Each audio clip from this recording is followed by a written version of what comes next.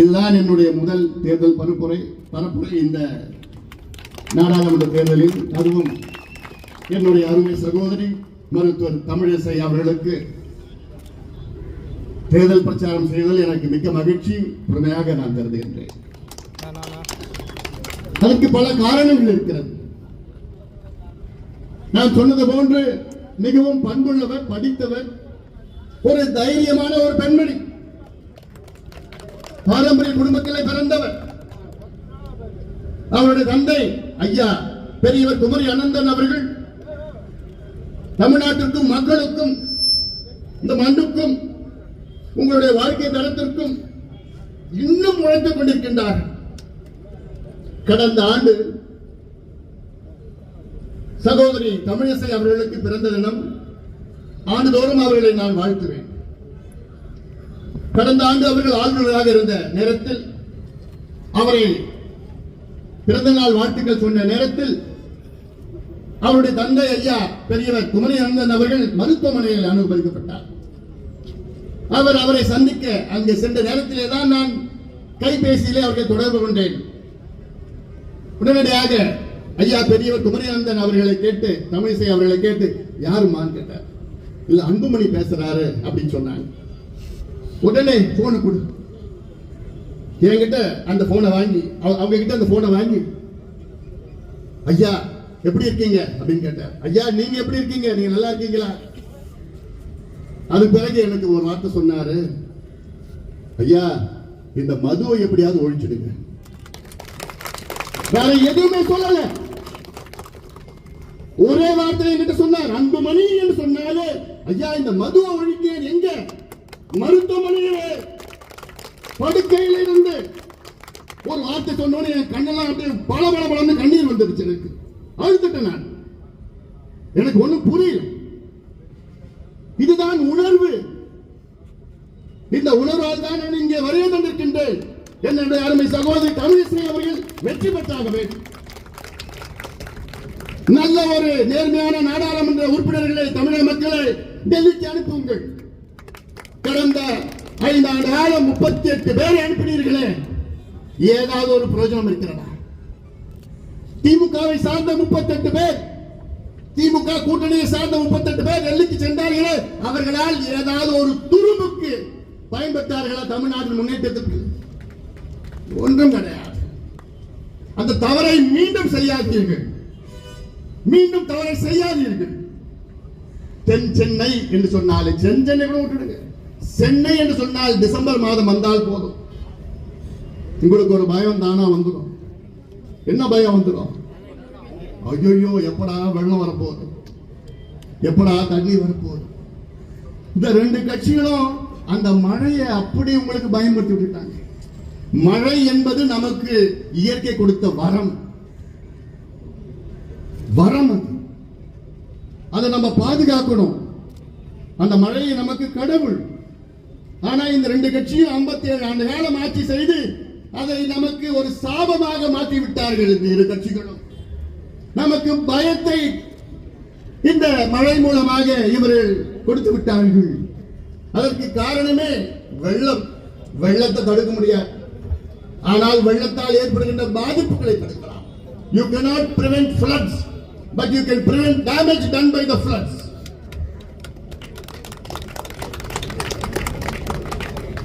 அப்படி இவர்கள் செய்தார்களா?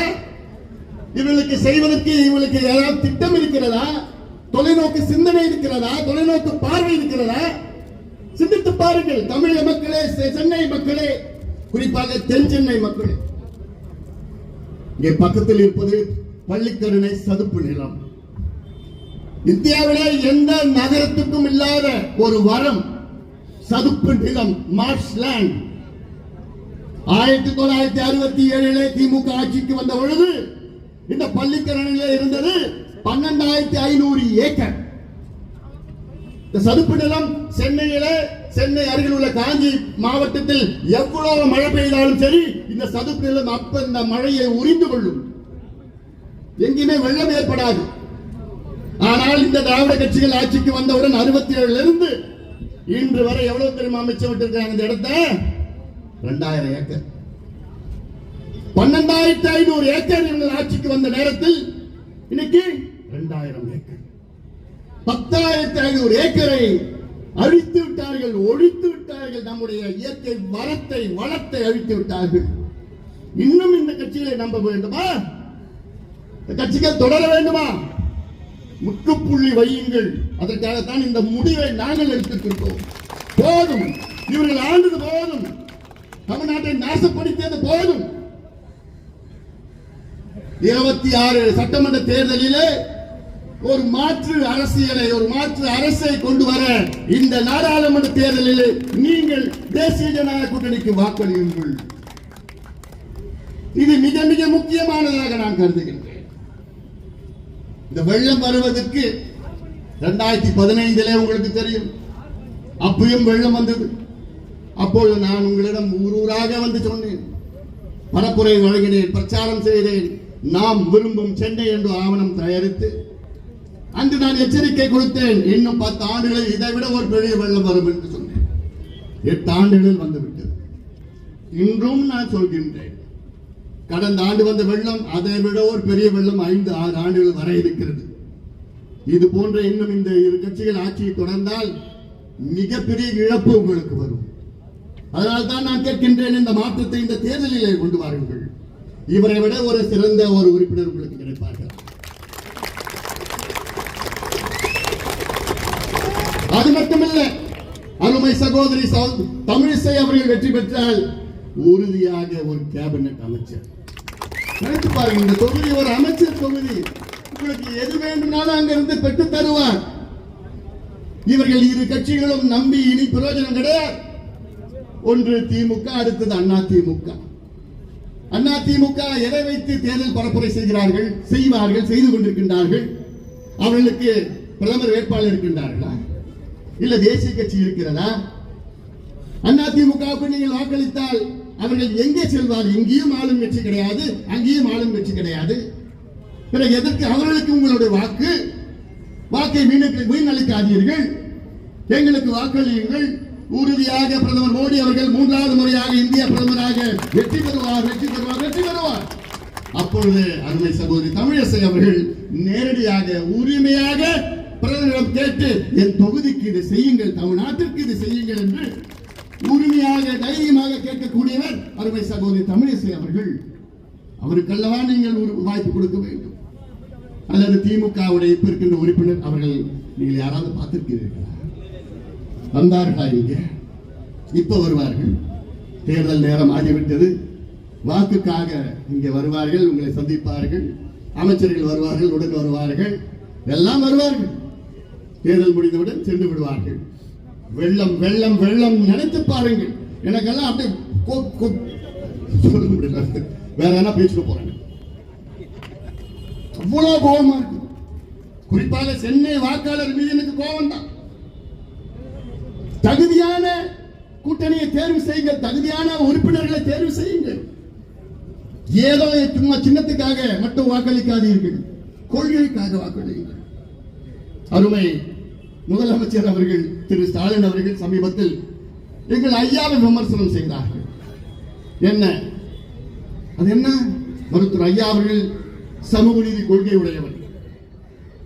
அவர் எப்படி பாரதிய ஜனதாவுடன் கூட்டணி செல்கிறார்? ஏன் 1999 கலைஞர் அவர்கள் பாரதிய ஜனதா கட்சி கூட்டணி செல்லலையா? 5 ஆண்டு காலம் நீங்க மத்தியில் ஆட்சி பிஜேபி நடத்தலையா? ஒரு சிலர் பாட்டாளி மக்கள் கட்சிக்கு வேற கொள்கை, பிஜேபிக்கு வேற கொள்கை. நான் கேட்கிறேன், திமுகவுக்கும் காங்கிரஸுக்கும் ஒரே கொள்கையா? இல்ல காங்கிரஸுக்கும் கம்யூனிஸ்ட் கட்சிக்கும் ஒரே கொள்கையா? கேரளாவில் ராகுல் காந்தி அங்க வயநாடுல போட்டியிட கூடாதுன்னு கம்யூனிஸ்ட்காரங்க கொதிச்சு எழுந்து சண்டை போடுறாங்க. சிவசேனாவுக்கும் காங்கிரஸுக்கும் ஒரே கொள்கையா? அரவிந்த் கெஜ்ரிவால் ஆம் ஆத்மிக்கும் காங்கிரஸுக்கும் ஒரே கொள்கையா? இல்ல மம்தா பானர்ஜி அவர்களுக்கும் காங்கிரஸ் ஒரே கொள்கையா? இல்லையே, எல்லாம் கூட்டணி சேர்க்கிறார்கள். தேர்தல் கூட்டணி, இது கொள்கை கூட்டணி கிடையாது. கொள்கை வேறு, லட்சியங்கள் வேறு. ஆனால் ஒரு பொழுதும் பாட்டாளி மக்கள் கட்சி மருத்துவர் ஐயா அவர்கள் எங்களுடைய சமூக நீதி கொள்கையை ஒரு துணியம் விட்டு கொடுக்க மாட்டோம். இது வரலாம். எங்கள் கட்சியினுடைய துவக்கமே சமூக நீதிக்காகத்தான். அது ஒரு எண்ணளவும் நாங்கள் விட்டுக் கொடுக்க மாட்டோம். எந்த கூட்டணியில் இருந்தாலும் 2004 ஐக்கிய முற்போக்கு கூட்டணி ஒன்றாவது நடந்தோம். UPA 1 இருந்து 2004 இருந்தோம்.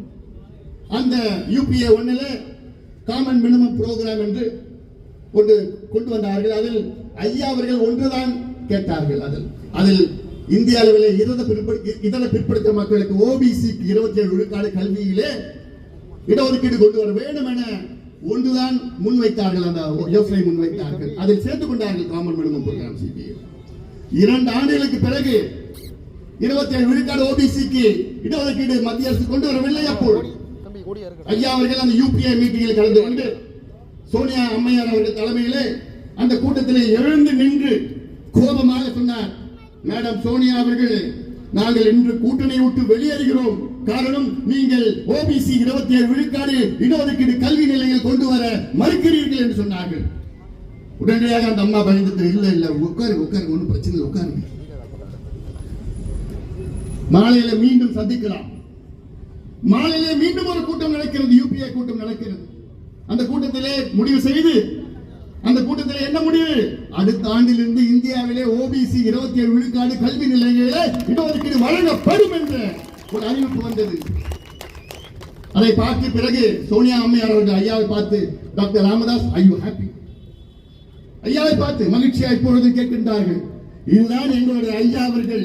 எங்கே சென்றாலும் எங்களுடைய கொள்கையை நாங்கள் விட்டுக் கொடுக்க மாட்டோம். பாரத பிரதமர் அவர்களும் ஐயா அவர்களும் சேலத்தில் நீங்கள் பார்த்திருப்பீர்கள். அவ்வளவு நட்பு, அவ்வளவு பாசம், அவ்வளவு அன்பு. வந்த எவ்வளவு பேர் இருந்தா நேரம் வந்து ஐயாவை கட்டி பிடிச்சிக்கிட்டார். இது முதல் முறையாக கிடையாது, இது மேடையில மட்டும் கிடையாது.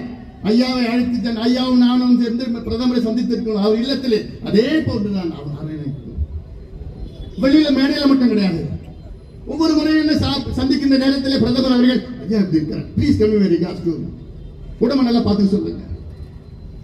இப்படிப்பட்ட ஒரு பிரதமர் அவர்கள் ஒரு பக்கம். ஆனால் மற்றவர்கள் எல்லாம் இங்கே இருக்கின்றவர்கள் கொள்ளை எடுத்து நாட்டை சுரண்டி கொள்ளை எடுத்து பிரதமர் அவர்களை மருத்துவ